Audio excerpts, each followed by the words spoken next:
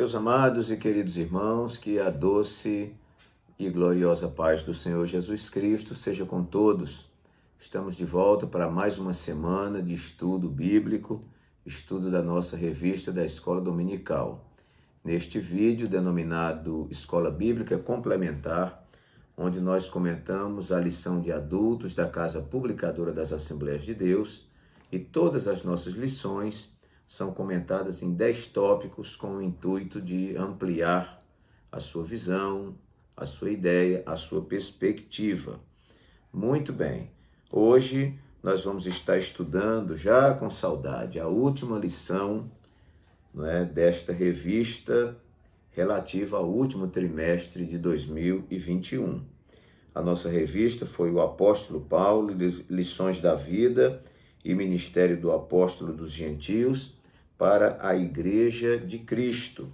Estudamos muita coisa com respeito ao apóstolo Paulo, uma lição para você guardar, para futuramente, querendo ministrar um estudo sobre esse bandeirante do Evangelho, Você tem todo esse material guardado. A lição número 13, para 26 de dezembro de 2021, que já é a nossa última lição do ano, trata sobre a gloriosa esperança do apóstolo.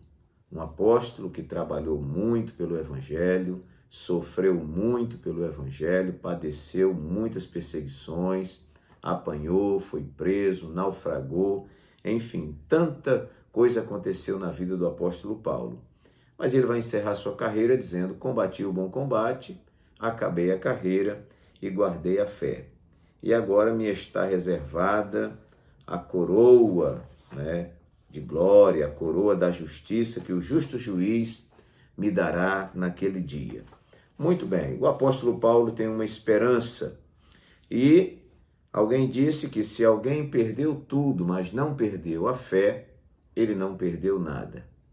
E outra frase muito interessante que alguém falou é que se alguém não tiver mais nada além da esperança, não tire isso dessa pessoa.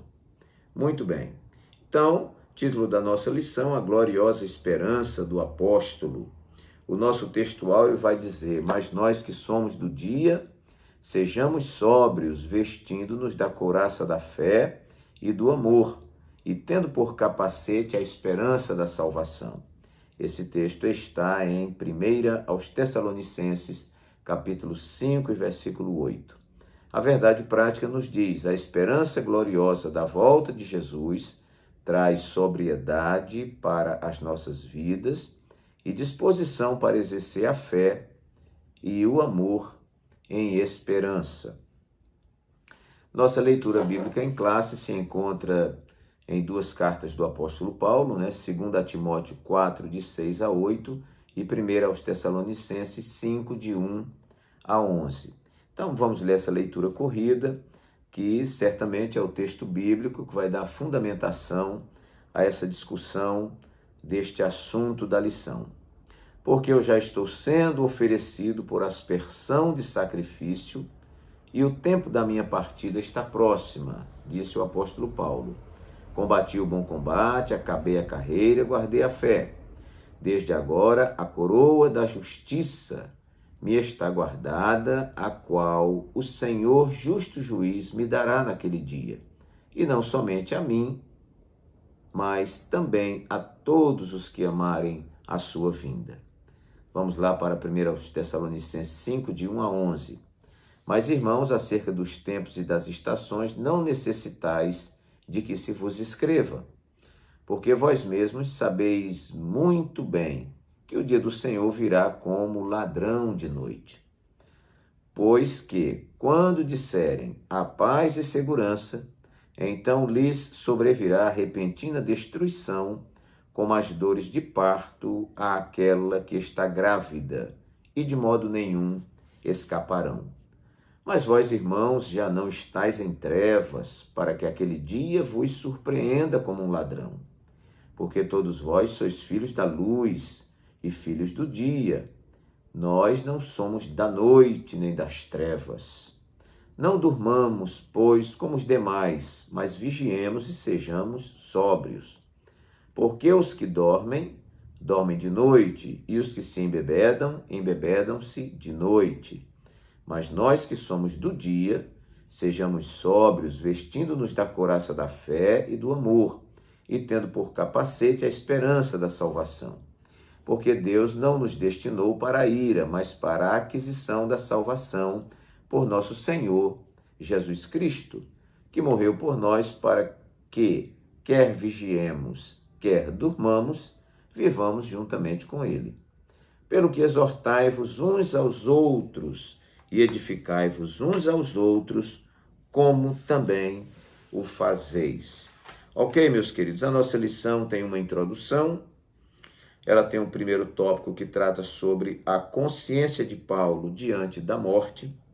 Temos o segundo tópico que trata sobre a doutrina bíblica de Paulo sobre a volta do Senhor. E o terceiro tópico que fala dos tempos e das estações até a volta do Senhor. Cada tópico desse com os seus subtópicos. E por fim, então, uma conclusão. Como eu falei, o nosso comentário é um comentário praticamente paralelo, porque nós vamos tratar de outros assuntos, não é, que envolvam a esperança do apóstolo. Eu sou muito fiel ao título, porque o título da lição, o título da pregação, é uma promessa que nós estamos fazendo, é a manchete do jornal. O assunto discorrido ali tem que tratar justamente daquilo que o título prometeu. Então, eu quero estar alinhado aqui ao título da lição, que fala sobre a gloriosa esperança do apóstolo. Vamos falar, então, 10 tópicos. Se você ainda não é inscrito nesse canal, não se esqueça de se inscrever. Tem aí essa mãozinha assim, isso aí é o like, né? Você clica aí nessa mãozinha, que você vai estar dizendo que gostou do vídeo e vai estar declarando para o YouTube que este vídeo tem certa relevância. É um vídeo importante e o YouTube vai passar esse vídeo para outras pessoas, quanto mais relevante o vídeo for. Muito bem, também tem um local aí que você pode fazer o comentário. Se você não sabe, é só perguntar para o Netinho, não é, que ele vai lhe explicar tudo aí como fazer, onde você fazer o comentário. E você pode abençoar muitas vidas divulgando esse vídeo em suas redes sociais, no Instagram, no Facebook, não é, no WhatsApp, divulgando na igreja onde você congrega. Há igrejas que um irmão assiste o vídeo. Consulte se os outros irmãos da igreja conhecem, né? E se você gostou, recomende esse vídeo. Muito bem, muito obrigado aqui, eu tenho que agradecer. Batemos a marca dos 18 mil inscritos, para a glória de Deus, né? Então, é muita gente aí pelo Brasil que está sendo edificada com esses vídeos. Então, meus amados irmãos, nós vamos então para o nosso primeiro tópico. Esperança derivada do andar de dia. Interessante que aqui o nosso texto áureo diz assim: mas nós que somos do dia, sejamos sóbrios, vestindo-nos da couraça da fé e do amor e tendo por capacete a esperança da salvação. Mas vamos pegar essa primeira parte, nós que somos do dia. Também temos aqui, na nossa leitura bíblica em classe, o versículo 4, né? 1 aos Tessalonicenses 5, 4 e 5, que vai dizer assim: mas vós, irmãos, já não estáis em trevas, para que aquele dia vos surpreenda como um ladrão. Versículo 5, porque todos vós sois filhos da luz e filhos do dia, não é? Jesus vai falar, né, no evangelho, aí nos seus evangelhos, eu não estou bem lembrado agora o endereço, né? Mas ele diz assim: trabalhai enquanto é dia, a noite vem quando ninguém pode trabalhar. E em outra parte ele diz: vós sois a luz do mundo. Nós tanto iluminamos o mundo como também andamos na luz. E quem anda na luz, ele tem uma maior percepção, ele observa melhor, ele vê melhor, ele distingue melhor as coisas, não é? Enfim, não é? Paulo, ele tem esta esperança porque ele anda de dia e as suas percepções estão aguçadas. Claro que ele não está falando do sol, não é? Ele está falando de dia porque ele anda na luz de Cristo, ele é iluminado, né? no caminho que ele trilha. Então, como diz lá o salmista, né, que a palavra de Deus é lâmpada para os nossos pés, luz para o nosso caminho. Então tem tudo a ver com o andar às claras, né? Você observar melhor, ver melhor as coisas, distinguir melhor as coisas, discernir melhor as coisas. Então, essa esperança deriva, em primeiro lugar, do andar de dia. Quem anda nas trevas, quem anda de noite, muitas vezes não sabe nem naquilo em que tropeça. E à noite, muitas vezes as coisas ficam confusas e embaraçosas. Muito bem. Em segundo lugar, eu anotei aqui, esperança guarnecida pelas armaduras espirituais. Paulo vai escrever aos Efésios, aquele texto clássico que nós conhecemos, eu deixei até marcado aqui na Bíblia e eu quero aproveitar para ler com você o texto que está em Efésios, capítulo 6, né? A partir aí do versículo 13.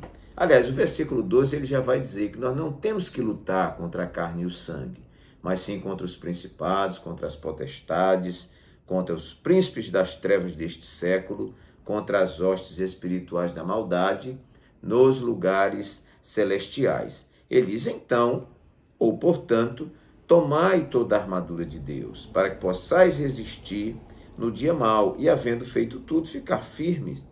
Aí ele fala para ter os lombos cingidos com a verdade, vestir a couraça da justiça, calçar os pés na preparação do evangelho da paz, tomar o escudo da fé, o capacete da salvação, essas armaduras. Para que servem essas armaduras? Há armas aqui, nós já falamos em lições anteriores, que são armas de ataque, mas tem as armas de defesa. Então, essa nossa esperança precisa de proteção? Precisa. Muita coisa, meus irmãos, vem ao nosso encontro para roubar essa esperança. Foi uma frase que eu falei aqui, se alguém não tiver mais nada, só tiver esperança, não tire isso dela. Mas o inimigo das nossas almas não tem misericórdia. E se ele vê que você tem somente a esperança, ele quer arrancar a esperança do seu coração. Quantas pessoas, né, que por não ter essas armaduras de defesa, perderam a grande esperança. Umas já não acreditam mais na salvação, outras já não acreditam mais na volta de Jesus, outros já não acreditam em mais nada. E essa esperança, na vida do apóstolo Paulo, foi guarnecida pelas armaduras espirituais. Então, meus queridos, que a gente cuide, porque muitas vezes nós ficamos muito preocupados com o combate físico, né? Às vezes nossa luta é contra um irmão, contra uma irmã, contra uma liderança, e isso é muito complicado. Nós não temos que lutar contra os irmãos, a nossa guerra não é uma guerra carnal, não é uma guerra, como diz aqui, contra a carne e o sangue, né? Mas é uma luta espiritual. E aí tudo que nós temos de bom, guardado, né, em nós mesmos, nós devemos proteger com essas armaduras, né, espirituais. Vejam que existe escudo, existe couraça que protege tudo isso, aqui todo o peitoral, existe o capacete que protege a cabeça, enfim, o soldado ia para a batalha todo protegido. Contando que o diabo vem para matar, roubar e destruir, você que tem a esperança tem que ter cuidado para que o diabo não roube a sua esperança. Então esteja armado espiritualmente. Terceiro lugar, esperança alimentada pelo conhecimento. O conhecimento é a chave, meus irmãos, né? Ainda hoje, eu ministrei o culto de ensino na congregação, estava falando com alguns irmãos, porque a igreja ela tem diversos problemas, mas a simples ministração da palavra de Deus já resolve muita coisa, porque as pessoas vão sendo ensinadas, vão sendo tocadas, sua alma é confrontada pela palavra, e as pessoas começam a se ajustar, e as coisas começam a entrar no trilho. Não é por força nem por violência, diz a palavra, mas pelo meu espírito, né? E o espírito está alinhado com a palavra. Glória a Deus. Então, esperança alimentada pelo conhecimento. O apóstolo Paulo dá uma palavra aos Tessalonicenses, que eu deixei aqui marcadinho também, no capítulo 5, capítulo 4, versículos 13 a 18. Paulo vai dizer assim: não quero, porém, irmãos, que sejais ignorantes. Essa ignorância é a falta de conhecimento acerca dos que já dormem ou dos que já morreram, para que não vos entristeçais como os demais que não têm esperança. Por isso que quando nós vamos a um velório, as pessoas choram pela saudade, choram pela separação, mas não porque nós não tenhamos esperança. Nós cremos que quando Jesus voltar, os que morreram em Cristo ressuscitarão primeiro, depois nós, os que estivermos vivos, seremos arrebatados num abrir e fechar de olhos. Ora, quando nós temos conhecimento do que vai acontecer com a gente no futuro, do que está sendo elaborado em todo esse projeto de Deus, a gente, meus irmãos, tem tranquilidade, tem paz e tem esperança. Paulo, ele desejava estar com Cristo, até mais do que estar com os irmãos. Ele vivia uma batalha. Eu não sei se é melhor estar com vocês ou estar com Cristo, né? Ele sabia que era melhor estar com Cristo. Mas ninguém quer morrer, porque muitas vezes a nossa esperança está aí fragilizada, debilitada. Mas quem tem a esperança em Cristo Jesus, sabe que nele você está guardado, ele é poderoso para guardar o teu tesouro até o dia final. Esta pessoa tem a sua esperança alimentada. Por isso nós temos incentivado, desde o começo desse ano, aqui no YouTube, na igreja onde nós estávamos até agora há pouco, e na igreja que chegamos, estamos incentivando os irmãos. Na igreja que eu cheguei, já estou chegando agora mês de novembro, dezembro, então nós vamos a partir de 2022 empreendermos aquela bela campanha saudável, salutar, de lermos a Bíblia toda durante o ano. E está chegando, você que nos assiste sempre, desde o começo do ano a gente vem batendo nessa tecla, olha, vamos ler a Bíblia toda. Eu já recebi mensagem aí de irmãos aí do Brasil, disseram, olha, já terminei minha Bíblia. E muita gente está lendo a palavra de Deus. Isso é bom, irmãos, porque você tem uma visão geral da palavra, aprende, o que está guardado para você. Imagine bênçãos aqui sem fim e a pessoa não ter conhecimento dessas bênçãos. Então, Paulo era um homem que conhecia a palavra, era um homem de conhecimento, era um homem que passava conhecimento para os seus discípulos, para aqueles que haviam se convertido, e esse conhecimento alimentava a sua esperança. Glória a Deus por isso. E ele vai, então, exortar os Tessalonicenses que não fosse como os demais, não fossem ignorantes acerca dos que já dormem e não fossem ignorantes em nenhum sentido, Eles deveriam ter muito conhecimento da palavra. A palavra nos diz lá em Oséias, conheçamos e prossigamos em conhecer o Senhor. E no mesmo livro de Oséias está escrito, o meu povo foi destruído porque lhe faltou conhecimento. Quantas pessoas estão vivendo um tempo de depressão, não estou dizendo todos os casos, mas muitas vezes está esperando de Deus uma resposta e Deus não deu a resposta, nem vai dar, porque a resposta está na palavra. Então o Espírito Santo está dizendo para você hoje, saia desse comodismo, vá até a palavra e você vai encontrar a resposta que você tanto está buscando. Quarto lugar, esperança amparada pela vigilância. Olha, irmãos, aqui no texto de 1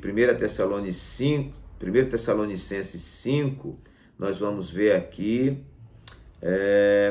os versículos 6 e 7. Olha, não durmamos, pois, como os demais, mas vigiemos e sejamos sóbrios. Porque os que dormem, dormem de noite, e os que se embebedam, embebedam-se de noite. Aqui é um convite à vigilância. Você vai ver em Mateus 25, onde tem a parábola das 10 virgens, e você sabe que todas adormeceram, não é? A Bíblia não quer dizer que a gente não pode dormir, a gente pode parar de vigiar. Você dorme, mas dorme de prontidão. Então, as virgens loucas, né? Elas dormiram, as prudentes também dormiram. Só que as prudentes dormiram com sua reserva de azeite, enquanto as loucas dormiram sem a reserva de azeite. Quando gritou-se, aí vem o noivo, se levanta todo mundo, e agora cadê azeite para a lamparina? Aí as virgens loucas pedem para as prudentes, mas as prudentes dizem, não seja caso que nos falte a nós e a vós, nós passamos para você, daqui a pouco nem dá para ir, nem dá para cá, vão lá e compre com quem vende o azeite. Então, meus queridos, vigilância nós vamos encontrar. Quem lê Bíblia e lê os evangelhos, vê Jesus falando sempre, vigiai e orai. Tem um dos evangelistas que diz, olhai, vigiai e orai. Né? E a vigilância vem sempre antes da oração. Então, isso aqui é muito importante. A esperança do apóstolo está amparado pela vigilância. E, de repente, dessa vigilância é que vem, né, a disposição das suas armaduras. Né? Então, vigiar é muito importante. É importante ler a Bíblia, é importante orar, é importante jejuar, mas é importante estar na torre de vigia, porque a vinda do Senhor, não é que o Senhor vem como um ladrão, né? Mas a sua vinda, o ato da sua vinda, será como o ladrão de noite, quando nós menos esperarmos, não é? Aí o Senhor vai aparecer nas nuvens dos céus. A questão não é ficar preocupado, não é ficar tentando adivinhar o dia, nada. O segredo é estar pronto. Se ele vier hoje, até aí, agora aqui no meu relógio vai dar 1 hora, né? Se ele vier 1 hora, nós vamos. Se ele vier 3 da manhã, se ele vier 4 da manhã, se vier 6 da manhã, certamente nós vamos estar dormindo, mas estamos prontos para o arrebatamento e estarmos com Cristo. Então, essa esperança está amparada pela vigilância. Vamos então para o nosso 5º tópico. Você está anotando aí, olha, o primeiro tópico, esperança derivada do andar de dia. Segundo lugar, esperança guarnecida pelas armaduras espirituais. Terceiro lugar, esperança alimentada pelo conhecimento. Quarto lugar, esperança amparada pela vigilância. E quinto lugar, esperança fundamentada em Cristo. Óbvio, né, irmãos? Todas as nossas conquistas estão em Cristo. A nossa salvação, a esperança de vida eterna, não é? Uma vida melhor e mais feliz na eternidade. Tudo isso está fundamentado em Cristo. Há pessoas, aqui no Nordeste acontecia muito, a gente está evangelizando alguém, e alguém dizia assim, quem já viu alguém que come feijão e farinha e morar no céu? Então, realmente, eles olham para a pessoa. E nós, como pessoas, somos indignas. Mas só que a nossa vitória é que Deus olha para nós através de Cristo. E Cristo pagou todo o preço. Se eu estou com Cristo, então eu estou seguro. Nós vamos ver aqui, irmãos, 2 textos bastante sutis que eu gostaria que você sublinhasse na sua Bíblia. Eu vou estar falando sobre esperança fundamentada em Cristo. Nós vamos ver 1 Tessalonicenses 5, versículo 9, veja só, diz aqui, porque Deus não nos destinou para a ira, mas para a aquisição da salvação por nosso Senhor Jesus Cristo, ou através de nosso Senhor e Salvador Jesus Cristo. O versículo 10, que morreu por nós, para que, quer vigiemos, quer durmamos, vivamos juntamente com Ele. Nós vamos encontrar muito na Bíblia, você pode ir encontrando e marcando. Você vai ver principalmente Paulo falando muitas vezes, né, por Ele, com Ele, nele, né, para Ele, né, dele, enfim, tudo ligado ao estar em Cristo, né? Graças a Deus por isso. E esse estar em Cristo é que nos proporciona uma carreira de vitória e uma carreira de esperança. Se você ficar olhando para os seus méritos, você vai perder a esperança do céu. Mas se você olhar para o que Cristo fez por você, você vai caminhar muitas milhas. Obviamente, né, irmãos, cuidando do seu comportamento, da sua santificação, né, cuidando do seu procedimento como um verdadeiro cristão, né? A gente tem responsabilidades sobre a nossa caminhada para o céu. Mas não conquistamos nada pelos nossos méritos. Nada que você tem e nada do que você é, né, derivou porque você tem um sobrenome bonito, porque você tem uma marquinha no rosto bonita, porque você é gente boa, porque é um bom marido, uma boa esposa, um bom filho. Ah, porque eu nunca bebi cachaça, eu nunca usei droga, nunca roubei, não é? Não fez nada mais do que a sua obrigação de cidadão. Não é? Então, não é isso que conquista a salvação. A Bíblia diz que Deus olhou do céu à terra, não viu um justo sequer. Todos se extraviaram, né? E todos estavam destituídos da glória de Deus. Mas em Cristo nós reconquistamos essa reconciliação, essa salvação, essa comunhão com Deus. Sexto lugar, esperança cultivada nos relacionamentos cristãos. Olha, irmãos, eu achei interessante aqui o versículo 11, ainda de 1 Coríntios 5, o último versículo da nossa leitura bíblica em classe. Paulo vai dizer assim: pelo que exortai-vos uns aos outros, edificai-vos uns aos outros, como também o fazeis. Olha, nós estamos vivendo uma época onde os desigrejados já são uma grande igreja por aí, não é? Ou uma grande congregação, porque igreja, não existe igreja desigrejada, né? Um grande aglomerado de pessoas dispersas, vamos dizer assim. Os desigrejados, né? Pessoas que se decepcionaram com o convívio na igreja, se decepcionaram com o pastor, se decepcionaram com o professor de escola dominical, se decepcionou com o porteiro da igreja, com a recepcionista, enfim, as pessoas que estão afastadas da igreja, todas elas têm uma desculpa e tem alguém para culpar, não é? Mas um pastor disse no Rio de Janeiro, e eu anotei, já falei isso em muitas pregações, e ele dizia que se você deixou a igreja por causa de pessoas, é sinal que você nunca entrou nela por causa de Jesus. Então, meus queridos, esse estar junto nessa comunidade complexa, heterogênea, plural, não é? A igreja é um lugar de problema, um lugar para se conviver com problema e se administrar problema. A igreja não é o céu.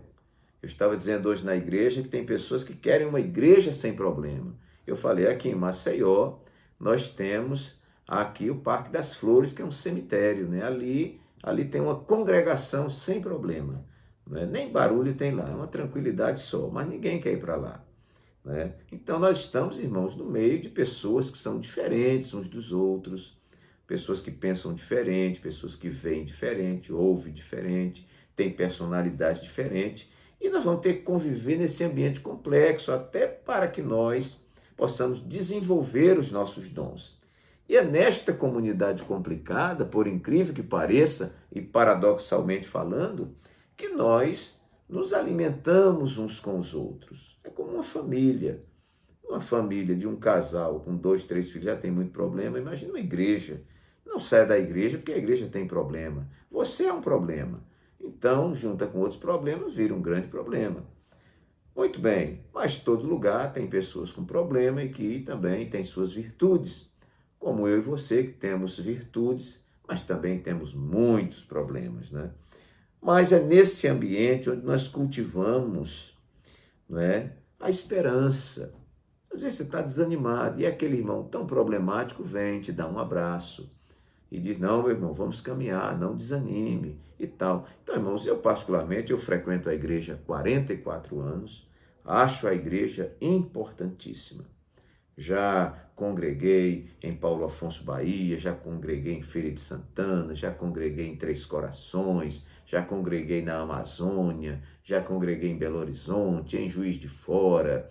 e agora em Maceió, já em 5 igrejas. Nunca vi igreja ruim. Todas as igrejas são maravilhosas. Eu é que tenho descoberto que eu preciso melhorar a cada dia. Então, esperança cultivada nos relacionamentos. Paulo vai dizer, olha, exortai-vos uns aos outros. Você exorta seu irmão lhe exorta. Você edifica o seu irmão lhe edifica. E a gente vai aprendendo, irmãos. A gente aprende até com gente ruim, não é? Com gente ruim, você vai aprender o que não se deve fazer. Com gente boa, você vai aprender o que se deve fazer. Então, não saia da igreja porque você vai ficar mais pobre do que você já é. Vamos para o 7º ponto da nossa lição, que diz assim, esperança balizada pela fé. Sem fé, não há esperança, né? Então, a fé, lá em Hebreus, capítulo 11, versículo 1, diz que a fé é o firme fundamento das coisas que se esperam e a prova das coisas que se não veem. Você vai encontrar aqui, no primeiro tópico, e nós vamos ver aqui o subtópico 3, que fala assim, onde diz gratidão e esperança. Nos fala assim, além de combater o bom combate, o apóstolo Paulo acabou a carreira e guardou a fé. Mais importante do que começar é a forma como terminamos a carreira. O apóstolo tinha a consciência da carreira que percorreu e da fé que guardou. Durante os anos de ministério, sua fé permaneceu pujante e robusta, o que lhe permitiu olhar para a sua circunstância com atitude serena.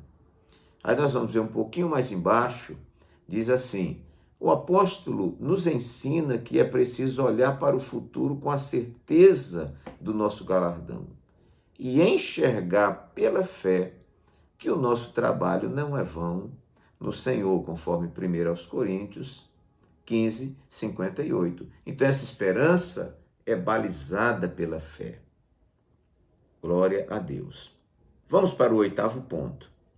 Eu quero ir rápido, deixando os tópicos direitinho para você, para o vídeo também não ficar tão longo. Esperança que não desvanece em meio às lutas. Então, meus queridos, veja só.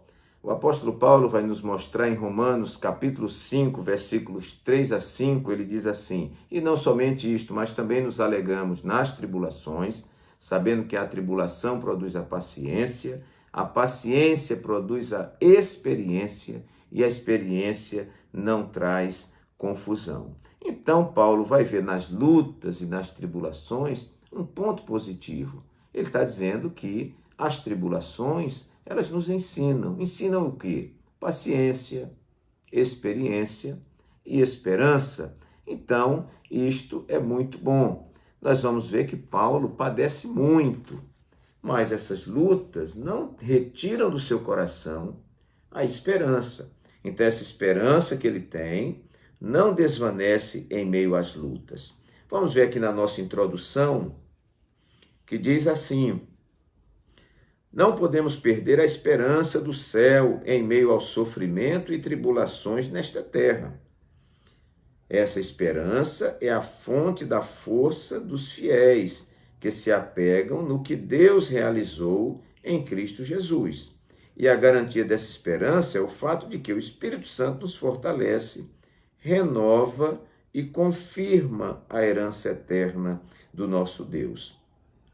Aí você vai ver o primeiro tópico da lição, com o subtópico 1 e 2, onde vai falar, Paulo vai mostrar que a sua morte como uma oferta em sacrifício. Ele diz, já estou sendo oferecido em libação, de sacrifício. Então, queridos, ele não olha para a morte, para os sofrimentos como uma coisa negativa. É ruim sofrer, é ruim padecer, mas ele tira muita lição. Ele vai dizer que as suas cadeias contribuíram em muito para a difusão do Evangelho. As suas cadeias contribuíram muito nos seus escritos, Então, a gente precisa aprender a, quando ganhar um limão, fazer uma limonada, não ficar só curtindo o azedo do limão. Paulo vai dizer, não é, lá no subtópico 2 do tópico 1, ele vai dizer: combateu o bom combate. Ele combateu esse bom combate. E que combate estamos combatendo? Esta causa é a nobre causa do Evangelho. Que o autoexame de Paulo seja exemplo para nos autoexaminarmos também. Ok. E aqui o comentarista vai dizer no subtópico 3 também, né, que todo esse primeiro tópico aqui vai mostrando que não são as lutas que fazem a gente desvanecer. Paulo vai dizer que combateu o bom combate. Por que esse combate é bom? Porque, apesar das lutas, das dificuldades, ele está caminhando rumo a um alvo que vale a pena. Né? Ele diz que o trabalho feito no Senhor não é em vão. Nono lugar, esperança regada dia a dia. No subsídio pedagógico, um pouquinho lá na frente, diz assim: se cultivarmos diariamente essa esperança, tendemos a perder o medo que paralisa. Quem perde esse medo é capaz de fazer coisas extraordinárias. Se cultivarmos uma verdadeira esperança no porvir, lidaremos melhor com as coisas presentes. Quanto mais ligados ao futuro celestial, melhor lidaremos com o presente material. Porque você, lidando com o futuro espiritual, você está lidando com algo garantido, sólido, de um Deus fiel. E essa esperança me faz viver melhor o meu presente. Então essa esperança não pode ser uma esperança só de final de culto. Tem que ser uma esperança como uma planta que a gente rega todos os dias. Então todos os dias nós temos que alimentar essa esperança. Jesus vai voltar. Nós vamos morar com Jesus no céu. Lá nós celebraremos as bodas do Cordeiro. Lá teremos o tribunal de Cristo. Depois nós vamos morar em mansões celestiais. Enfim, irmãos, tudo que nos incentiva a sermos mais crentes, a sermos mais gratos a Deus, né? Essa esperança deve ser regada no dia a dia, regando essa esperança. E por último, que eu quero deixar aqui o segundo tópico e o terceiro tópico, sintetizados aqui no nosso 10º tópico, que é uma esperança com propósitos certos. Essa esperança não é uma coisa vaga, ela tem um porquê, e um porquê fundamentado. Nós vamos ver que o autor da lição vai discutir no segundo tópico a volta do Senhor, as duas fases da sua vinda, né? Quando ele virá na primeira fase e será invisivelmente para arrebatar a sua igreja, mas depois ele voltará em glória com a igreja, com os santos anjos, e aí todo olho verá, Israel vai ver aquele a quem eles traspassaram. Muito bem, então a vinda de Jesus em duas fases, ele comenta sobre a grande tribulação. Nós podemos até passar pelo início das dores, mas não passaremos pela grande tribulação. Nós cremos que quando o anticristo se manifestar na sua plenitude, a igreja já terá sido arrebatada e estará com o Senhor na glória. Então, meus queridos, ficam aqui esses 10 tópicos, né? E você aí dá uma aprimorada na sua aula, dá uma enriquecida. Se quiser aproveitar alguns tópicos desses no seu ensino, né? Porque é importante que você que está ensinando na classe vá acompanhando pela lição, até porque os alunos compraram a lição para acompanhar, né? E aqui ou ali você vai inserindo essas ideias que são muito importantes. Este canal é um canal denominado Escola Bíblica Complementar, que visa complementarizar o seu estudo. Então estão aí os 10 tópicos, que Deus te abençoe. Até o nosso próximo vídeo, se Deus assim o permitir.